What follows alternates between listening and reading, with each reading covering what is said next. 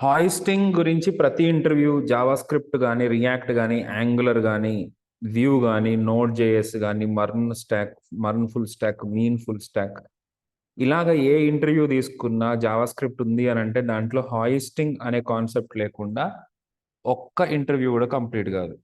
So, hoisting తోటి మనము ఎలా అర్థం చేసుకోవాలి? హాయిస్టింగ్ అంటే ఏంటి? అనేది మినిమమ్ అనమాట ఇంకా. అది చేయకపోతే ఆ కాన్సెప్ట్ లేకపోతే మనము చాలా క్వెషన్స్‌ని ఆన్సర్ చేసినట్టు కాదు. లైక్ స్కోప్ అంటే ఏంటి?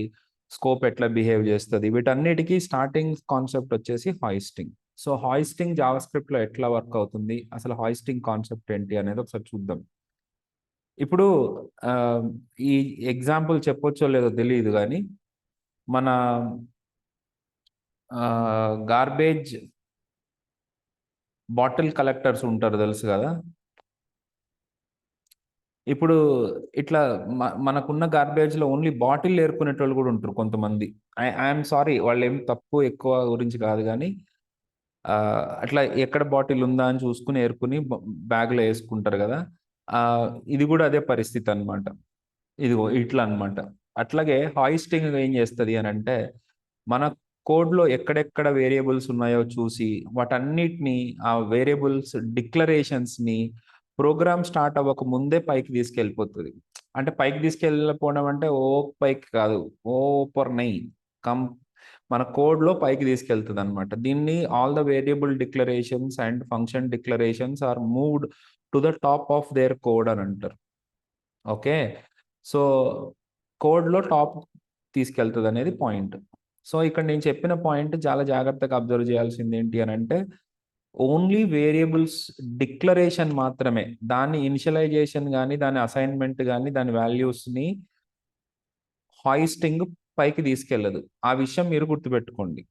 ఓకే. సో, ఇప్పుడు మనకి నేను ఒక కోడ్ రాస్తాను.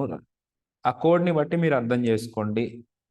ఇప్పుడు for example console.log of hello edupoly, console.log of we like your videos, console.log of we promise share your content to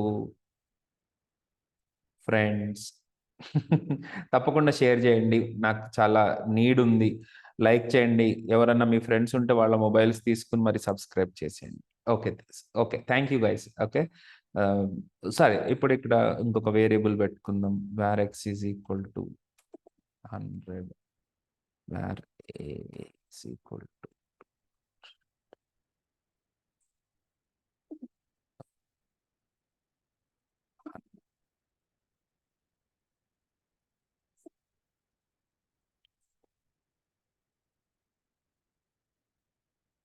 console.log okay.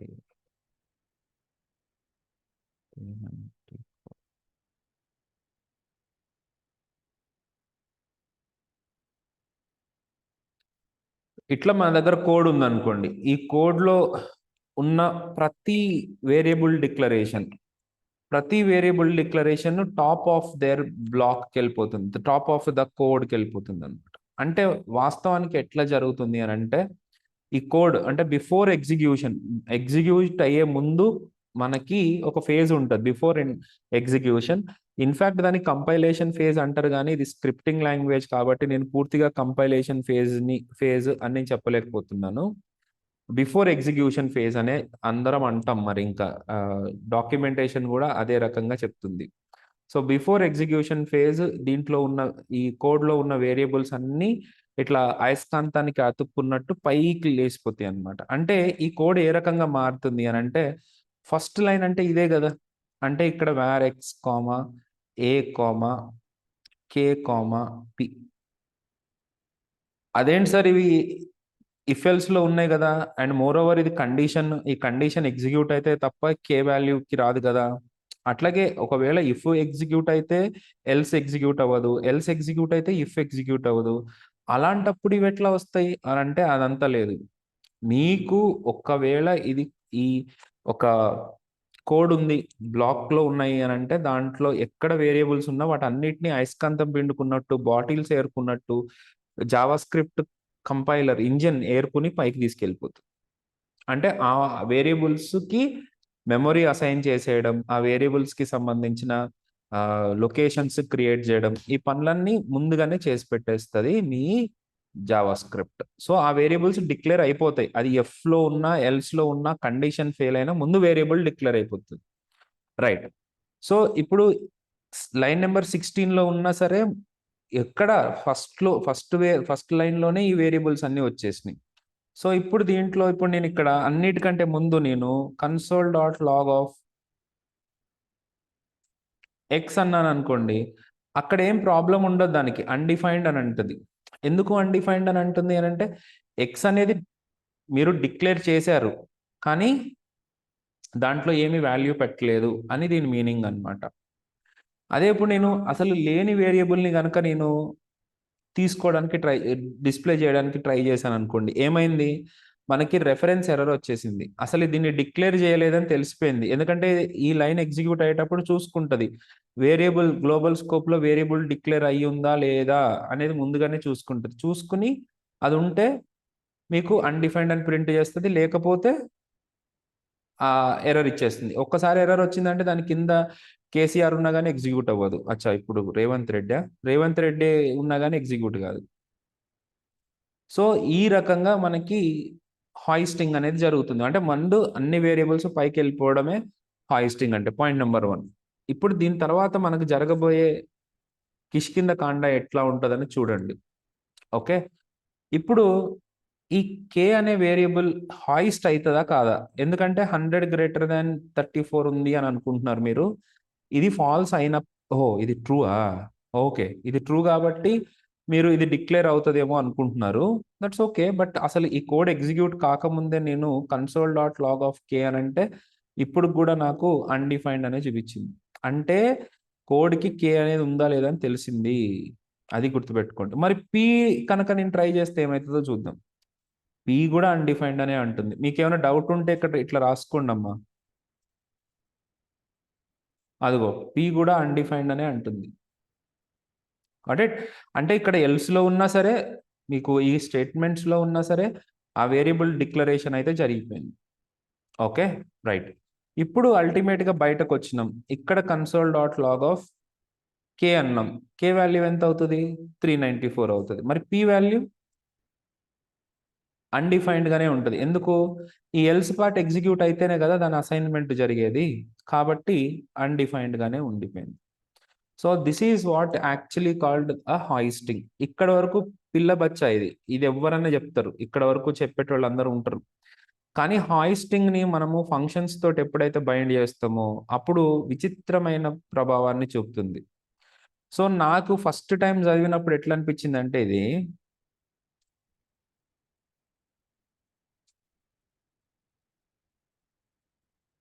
మరి అగో ఇట్లా అన్నమాట. పూర్తిగా చంద్రముఖిలా మారిన గంగను చూడండి అన్నట్టు అనిపించింది నాకు. ఎట్లా అంటే అరే! ఏందిరా బాబు ఇది అనిపించింది. చూద్దాం. Let us see. ఇప్పుడు var k is equal to 100 అని ఉంది. ఒక ఫంక్షన్ లోపల ఫంక్షన్ ఏబీసీ అని ఒక ఫంక్షన్ ఉంది. ఈ ఫంక్షన్ లోపల wear okay. console.log of okay. ఒక్క నిమిషం. ఫస్ట్ అది చెప్పేస్తా. Where P is equal to 320 ఉంది. దీని బయట సరే దీనిలో ఈ ఫంక్షన్ లోపల console.log ఆఫ్ పి అని అంటే I'm able to get the value. ఎందుకు రాలేదు అని అంటే మనం ఏబీసీ అనే ఫంక్షన్‌ని కాల్ చేయలేదు కాబట్టి రాలే. 320 వచ్చింది. అంటే ఈ ఫంక్షన్‌లోనే ఒక వేరియబుల్‌ని డిక్లేర్ చేసేసి దాంట్లో ఉన్న వాల్యూని యాక్సెస్ చేసేస్తే మనకొచ్చేస్తుంది. ఇది పెద్ద విషయం కాదు. అసలు విషయం ఏందయ్యా అంటే ఈ బయట మనం యాక్సెస్ చేసుకోవాలని ట్రై చేసినామనుకో, ఈ వేరియబుల్‌ని పి అని సారీ ఈ వేరియబుల్‌ని అక్కడికొచ్చేసరికి నువ్వెవ్వరంటదది. నువ్వు నాంద చంద్రముఖి అన్నా సరే దొబ్బదాడ. So, p is equal to not defined అని అంటుంది. ఎందుకనంటే నువ్వు ఒక్కసారి ఒక ఫంక్షన్‌లో పిని నువ్వు డిఫైన్ చేసినావంటే, ఒక వేరియబుల్‌ని డిక్లేర్ చేసినావంటే, ఆ వేరియబుల్ ఫంక్షన్ స్కోప్‌లో మాత్రమే వర్క్ అవుతది. ఫంక్షన్ ఎక్కడైతే ఉందో ఆ ప్లేస్లో మాత్రమే మీకు ఆ వేరియబుల్ వర్క్ అవుతుంది ఆర్ యాక్సెస్ అవుతుంది అని చెప్తారు. ఇన్ఫ్యాక్ట్ బయట యాక్సెస్ అవ్వదు. ఓకే.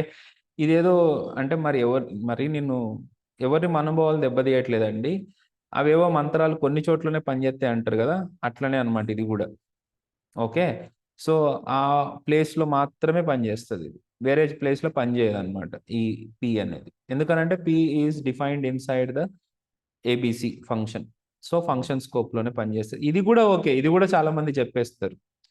అసలు విషయం ఏందంటే గ్లోబల్ స్కోప్ అంటే బయట ఫంక్షన్ బయట ఏవైతే వేరియబుల్స్‌ని డిక్లేర్ చేశారో ఆ వేరియబుల్స్ అన్నీ గ్లోబల్ స్కోప్‌లోకొస్తాయి. అంటే వాటిని ఎక్కడైనా యాక్సెస్ చేయొచ్చు అని మీనింగ్ అనమాట.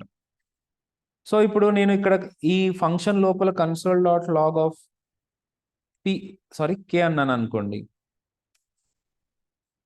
అప్పుడు కే యాక్సెస్ అవుతది. బయటున్నది యాక్సెస్ అవ్వదు. This is okay. K access అవుతది. ఇక్కడ వరకు కూడా బానే ఉంది. హ్మ్. ఇప్పుడు మీకు కన్‌ఫ్యూజన్ తగ్గించడం కోసమే నేను ఈ పి వేరియబుల్ తీసేసి మీకు ఒక తమాషాకరమైన విషయం చూపిస్తా. ఇప్పుడేమవుతది? కే ఇప్పుడు ఈ ఫంక్షన్ కాల్ అవ్వగానే ఈ స్టేట్‌మెంట్ ఎగ్జిక్యూట్ అవుతది గదా! ఎగ్జిక్యూట్ కాగానే మనకి ఈ కే అనేది ఫస్ట్ ఎట్లా జరుగుతదో జాగ్రత్తగా చూసుకోండి. కంపైలర్ విల్ చెక్ ఈ లైన్‌కొచ్చేసరికి ఇన్‌ఫాక్ట్ ఇంజిన్ అని చెప్పండి. ఇంజిన్ అంటే JavaScript engine will check in the local scope. In fact function scope. Function స్కోప్‌లో కే వాల్యూ ఉందా? లేదు. Right? When the variable is not available in local scope, then it will check in the global scope. ఒకవేళ మనకి local స్కోప్‌లో గనక ఆ variable లేకపోతే global స్కోప్‌లో ఏమన్నా ఉందా లేదా అని చెక్ చేసుకుంటది. ఒకవేళ ఉందనుకోండి, ఉంటే ఆ వాల్యూని ప్రింట్ చేస్తది. అందుకనే మనకి కే వాల్యూ 100 అని వస్తది. ఇక్కడికి గూడా ఓకే. ఇప్పుడు అసలు సిసలు విషయం వస్తదనమాట. ఈ ఫంక్షన్ లోపల మీరు వార్ కే అని గనక డిక్లేర్ చేసి సచ్చిరనుకోండి. ఇక్కడ గనక డిక్లేర్ చేస్తే పరిస్థితి ఏంటి అనంటే వితిన్ దిస్ ఫంక్షన్ ఆల్సో ఈ ఫంక్షన్ లోపల గూడా ఏవన్నా వేరియబుల్స్ డిక్లేర్ అయితే అవి కూడా హాయిస్ట్ అయితాయి. అంటే వర్చువల్‌గా ఇక్కడికొస్తదనమాట వార్‌కే. మీరు డిక్లేర్ చేయడానికి ఇప్పుడు వార్‌కి ఓకే. ఇంకా చెప్తా వినండి. ఇక్కడ కే ఈజ్ ఈక్వల్ టు 200 అన్నారనుకోండి. అసలేం జరుగుతది? ఈ ఫంక్షన్‌ని కాల్ చేయగానే ఫంక్షన్‌లో బాటిల్స్ ఏరుకుంటదనమాట జావాస్క్రిప్ట్ ఇంజిన్. ఫంక్షన్‌లో ఎక్కడెక్కడ బాటిల్స్ ఉన్నాయని ఏరుకున్నట్టు ఎక్కడెక్కడ వేరియబుల్స్ ఉన్నాయని ఏరుకుంటది. ఏరుకొని పైన పెట్టేసుకుంటది. So, ultimately it will behave like this one అన్నమాట. కే ఇక్కడికొచ్చేస్తది కే. ఓకే. సో, ఇప్పుడేం చేసిందనేది మళ్ళీ ఇక్కడ నేను రాసిన దాన్ని మళ్ళీ చదువుకోండి. ఇంజిన్ విల్ చెక్ ఇప్పుడు ఇట్లా రాసినప్పుడు ఈ లైన్ నంబర్ 16 మీకొకవేళ స్పీడ్‌గా అనిపిస్తే ఒక్క 5 నిమిషాలు బ్యాక్‌కెళ్ళి మళ్ళీ మెల్లగా వింటూ రండి. Engine will check the function scope. K value కావాలి అనుకున్నప్పుడు engine will check the function scope. Function స్కోప్‌లో కే ఉందా? ఉంది గదా! ఇప్పుడే హాయిస్ట్ అయింది గదా! హాయిస్ట్ అవ్వడం వల్ల కేలో వాల్యూ ఉండదు. కే ఉంటది అంతే. When the variable is not available in the local scope then it will check the global scope. కానీ వేరియబుల్ లోకల్ స్కోప్‌లో ఉంది. కాకపోతే దానికి వాల్యూ లేదు. అదే ఎందుకంటే హాయిస్టింగ్ వల్ల. అప్పుడు కే ఏమైతదంటే అన్‌డిఫైన్డ్ అని ప్రింట్ అవుతది. ఈవెన్ దో కే బయట వాల్యూ ఉన్నా మనకి అన్‌డిఫైన్డ్ అని ప్రింట్ అయింది. రైట్.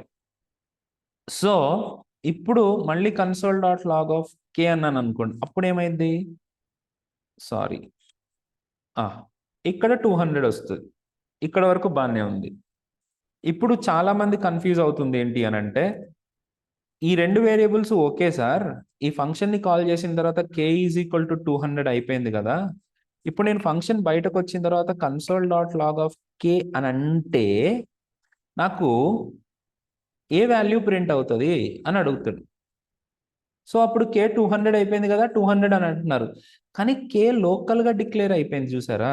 గ్లోబల్‌లో ఉండే కే అలాగే ఉంటది. ఇక్కడ లోకల్‌గా ఈ ఫంక్షన్ వరకు మాత్రమే ఈ వేరియబుల్ హాయిస్ట్ అయిందని చెప్పినా గదా! అప్పుడేమైంది?